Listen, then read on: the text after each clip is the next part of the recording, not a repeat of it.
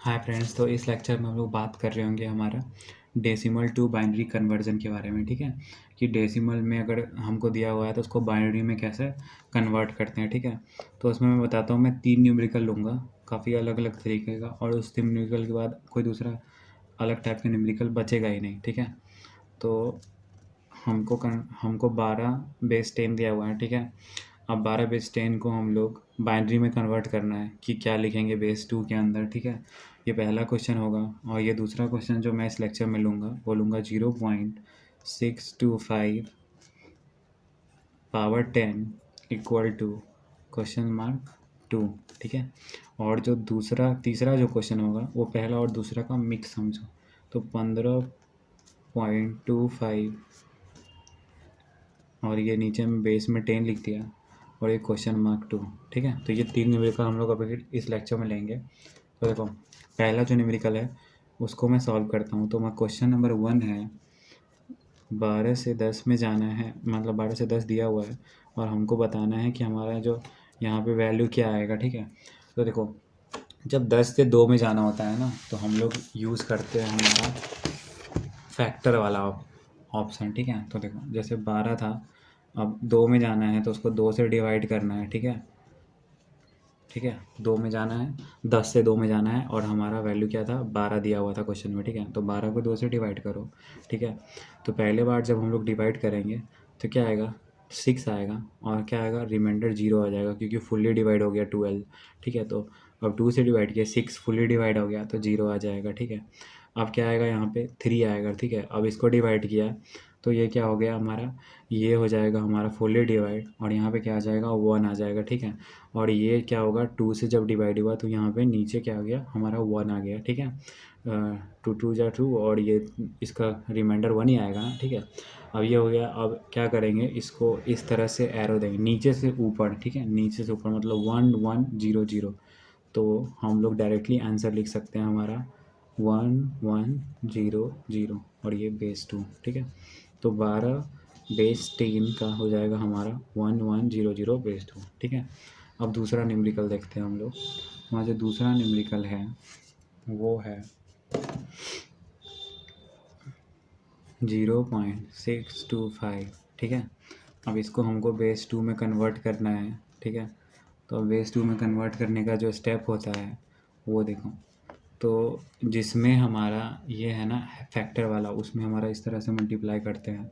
0.625 है ना हमारा, इसको हम किससे, जो हमारा बेस है उससे मल्टीप्लाई करेंगे, जिसका हमको निकालना है उसका बेस, तो उसका बेस क्या है, 2 है, तो 2 से मल्टीप्लाई किया तो ये क्या आ गया, 1.25। ठीक है, तो देखो अब 1.25 आया ना, तो पॉइंट के जो साइड वाला टर्म होगा ना उसको नोट कर लेना बस। ये 25 को नोट मत करना, बस जो 1 से पहले का जो नंबर होगा उसको नोट करके वहाँ पे 1 लिख देना है। ठीक है, अब क्या करना है, जो पॉइंट वाले के बाद जो बचा सिर्फ उसको लिखना है। ठीक है, तो पॉइंट के बाद बचा हमारा 0.25, फर्स्ट वाले टर्म को गायब कर दो, बस पॉइंट के आगे वाले टर्म को लिखना है बस। तो 0.25 लिख दिया पॉइंट के आगे वाला टर्म।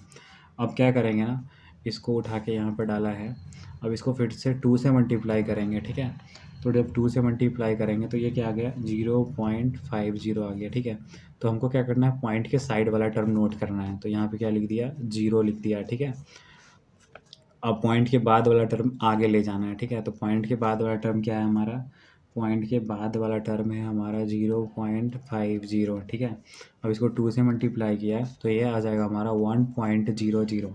ठीक है, तो इसको हम लोग डायरेक्टली 1 लिख सकते हैं क्योंकि पॉइंट के साइड वाला लिखना है। अब देखो, पॉइंट के बाद वाला जब 0 0 आ जाए ना, मतलब पॉइंट के बाद जब वैल्यू सिर्फ 0 बचे, ठीक है, वहाँ पे हमारा मामला ख़त्म हो जाता है। ठीक है, उसके बाद हमारा कुछ नहीं आएगा। ठीक है, कुछ भी नहीं, मतलब 0.00 ही आएगा ना अब 2 से, इसके बाद सारे टर्म 0 आ रहे होंगे, तो इसके बाद नो स्टेप, यहाँ तक आना है और रुक जाना है। ठीक है, अब ये फैक्टर वाला था ना, उसमें नीचे से ऊपर जाना होता है और इसमें क्या होता है, ऊपर से नीचे लिखना होता है। ठीक है, तो क्या लिख सकते हैं हम लोग इसको, 0.101। ठीक है, तो 0.101 और ये क्या है, बेस 2 का है। ठीक है, तो इसका हमारा यही आंसर हो गया, 0.625 का जो हो गया हमारा आंसर हो गया ये। ठीक है, अब लास्ट न्यूमेरिकल लेंगे हम लोग। ठीक है, देखो अगर आप इस वीडियो को इंटू टू पे देखते हो ना, तो मान लो कि अगर ये वीडियो 7-8 मिनट का बनता है, ठीक है, तो आप इंटू टू पे कर लोगे तो वो 3-4 मिनट में ही ख़त्म हो जाएगा, ठीक है। तो बहुत फास्ट मतलब इस प्लेलिस्ट को कंप्लीट कर सकते हो आप लोग,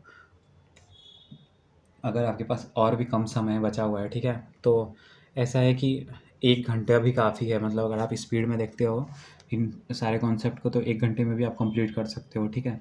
लेकिन ये जो चीज़ें होती हैं ना, थोड़ी प्रैक्टिस मैटर करती है, तो आप कोशिश करना कि 1-2 एग्जांपल्स कहीं से सॉल्व कर लो, ठीक है। मैं तो सारे कॉन्सेप्ट समझा देता हूँ आपको, कोई कॉन्सेप्ट छोड़ नहीं रहा, लेकिन फिर भी मेरा एडवाइस रहेगा थोड़ा प्रैक्टिस कर लेना, ठीक है। जो भी मैं क्वेश्चंस कराऊँगा उसके 1-2 न्यूमेरिकल्स लगा लेना कहीं से भी, ठीक है। तो अब हमको पॉइंट भी है और नंबर भी है, ठीक है। ऐसा क्वेश्चन आ गया और फिर हमको बेस टू निकालने के लिए बोला, तो हम लोग क्या करेंगे, पहले पार्ट में 15 को करेंगे, ठीक है। 15 का जो क्या करते हैं, नॉर्मल नंबर जो होता है उसका फैक्टर लेते हैं, तो 15 का करेंगे तो क्या आएगा, रिमाइंडर 1 आएगा, ठीक है। और यहाँ पे क्या लिख देंगे हम लोग, 7, ठीक है।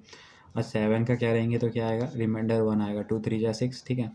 अब रिमाइंडर 1 आया और हाँ क्या बोलते हैं इसको, अब हम लोग इसको क्या लिख सकते हैं, यहाँ पे लिख सकते हैं 3, ठीक है। तो 2 जा 4 और ये 3 आ गया हमारा यहाँ पे। अब हम लोग फिर 2 से करेंगे, ठीक है। तो 2 से ही करना है बस, ठीक है। ऐसा नहीं कि कुछ और कर दिया, ठीक है। तो 2 से करेंगे तो क्या आ गया हमारा, पहले 15 आया तो रिमाइंडर 1 आया, ठीक है। अब यहाँ पे क्या है, यहाँ पे 3 2 जा 6, यहाँ 6 किया तो रिमाइंडर 1 आया और ये 3 मरतबे मतलब 3 टाइम्स आ गया, ठीक है। तो ये अब ये क्या हो गया, अब ये 1 टाइम्स होगा और यहाँ पे रिमाइंडर क्या आएगा, 1 आएगा, ठीक है। अब क्या आ गया, अब इसको हम लोग इसके बाद तो नहीं आएगा ना, 1 आ गया तो नीचे से ऊपर जाएंगे, ठीक है। नीचे से ऊपर जाएंगे तो क्या लिख सकते हैं हम लोग कि हमारा अगर 15 10 है तो इसको हम लोग लिख सकते हैं 1 1 1 1 बेस 2 लिख सकते हैं, ठीक है। ऐसे हम लोग लिख सकते हैं। और हम लोग बात करें पार्ट 2 का, मतलब जो दूसरा पार्ट है, ठीक है। और दूसरा पार्ट का बात करते हैं, दूसरा पार्ट है हमारा 0.25, ठीक है। तो दूसरा पार्ट जो हमारा बेस 10 इक्वल टू 0.0, मतलब इसको मैं कैलकुलेट कर लेता हूँ पहले, ठीक है, फिर आंसर लिखूँगा। हमको आंसर पता है सबका, फिर भी 0.25 का मेरे को याद ही हो रखा है, क्योंकि हर जगह आ ही जाता है ये 0.5। तो 0.5 इंटू 0.25 इंटू 2 करेंगे, ठीक है। मैंने बताया था इस वाले केस में हम लोग मल्टीप्लाई करते हैं जो हमारा नेक्स्ट जो फाइंड आउट करना होता है उसके बेस से। तो 2 से मल्टीप्लाई किया तो 0.50 आ गया, ठीक है। और ये जो पॉइंट के साइड वाला टर्म लेंगे, ठीक है, पॉइंट के लेफ़्ट साइड वाला टर्म, तो वो क्या टर्म है, वो टर्म है हमारा 0, ठीक है। तो पहला टर्म तो हम लोगों ने 0 ले लिया, ठीक है। और तो 0 लेने के बाद ये क्या है, 0.50, और बाद वाला टर्म आगे लिखते हैं, ठीक है। तो बाद वाला टर्म आगे जब लिखेंगे तो ये क्या आएगा, 0.50 आएगा। और ये 2 से मल्टीप्लाई जब करेंगे तो क्या आ जाएगा, 1.00 आ जाएगा, ठीक है। और 1.00 आएगा तो क्या लेंगे, लेफ़्ट वाला टर्म लिख देंगे यहाँ पे 1, और इसके आगे जो टर्म आएगा वो आएगा 0.00 और इंटू 2, वो टर्म किसी काम का नहीं है, ठीक है। तो क्या होगा, ऊपर से नीचे जाना होता है इसमें, तो 0 1, ठीक है, मतलब 0.01 बोल सकते हैं, ठीक है। तो 1 आ ही गया है और वहाँ से 0.01 आ गया है, तो 111.01 लिख सकते हैं इसका आंसर हम लोग। देखो तो हमारा 15.25 बेस 10 इक्वल टू 111 ये और 0.01, ठीक है, ये हमारा आंसर हो गया, ठीक है। इसके नेक्स्ट लेक्चर में हम लोग पढ़ेंगे बाइनरी टू डेसिमल, ठीक है। अभी डेसिमल टू बाइनरी मैं क्या कर रहा हूँ, पहले सीधा ले रहा हूँ तो फिर उसका उल्टा ले रहा हूँ, ठीक है, ताकि उससे क्या रहे ना, उसको आपको याद रहे कि किस में क्या अप्लाई करना है, ठीक है। तो ठीक है, अगले लेक्चर में मिलते हैं हम लोग। आज के लिए इतना ही, धन्यवाद।